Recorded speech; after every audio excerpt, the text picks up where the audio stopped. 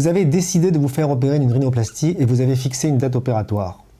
Afin de vous y préparer au mieux, voici quelques conseils pré- et post-opératoires qu'il est préférable de connaître.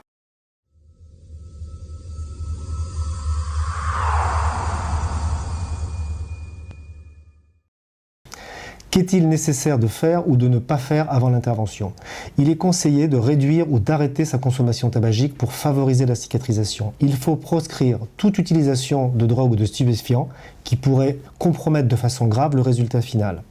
Il faut éviter l'exposition solaire. Il n'est pas souhaitable d'opérer sur une peau trop tannée, voire brûlée par le soleil. Vous pouvez débuter un traitement homéopathique par de l'arnica, ceci afin de diminuer l'importance des ecchymoses. Enfin, les jours qui précèdent l'intervention, la tension est à son maximum. Il ne faut pas hésiter à contacter son chirurgien ou son assistante afin d'avoir les réponses aux dernières interrogations.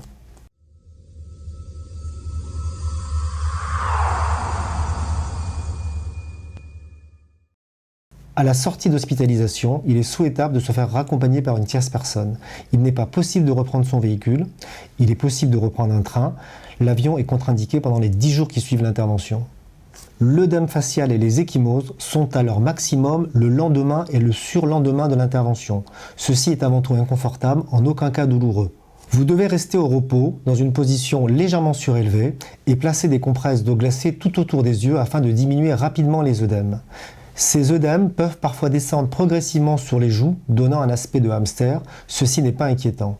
Il faut laver le nez d'une façon douce avec un spray d'eau de mer, et nettoyer l'entrée du nez avec un coton-tige imbibé d'huile goménolée ou de vaseline afin d'éliminer le sang séché à la fois sur les cicatrices externes et à l'entrée du nez.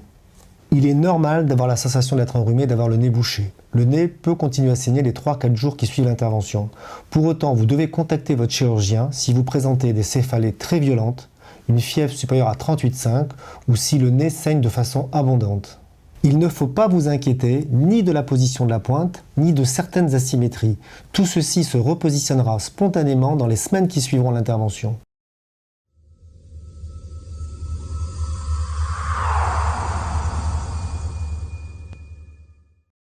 Le nez est consolidé au 10e jour post-opératoire, mais il est solidifié 2 mois après l'intervention. Aussi, durant cette période, il faut éviter tout traumatisme sur la face. Vous pouvez remettre l'attelle le soir pendant une dizaine de jours afin de vous protéger. Vous pouvez aussi remettre cette attelle en journée, notamment dans les mouvements de foule si vous vous sentez en danger. L'attelle prévient les hôtes de faire attention à vous. Il est possible de reprendre certains sports dès le 15e jour, comme la gymnastique, la danse, le jogging. Par contre, tous les sports à risque, les sports de combat, les sports collectifs, foot, rugby, sont à éviter pendant une période de 2 mois.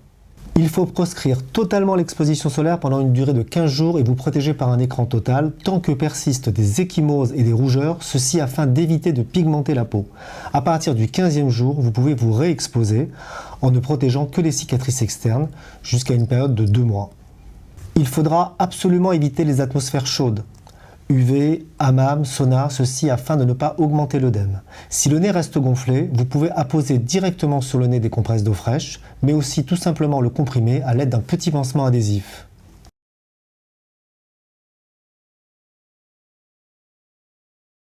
Vous utiliserez une crème réparatrice sur l'ensemble du visage et du nez pendant une quinzaine de jours, et avec la même crème, vous pourrez masser le nez de haut en bas afin de diminuer rapidement l'importance des œdèmes. Il faudra aussi assouplir les cicatrices internes du nez en les massant à l'aide d'un petit coton-tige imbibé de vaseline goménolée.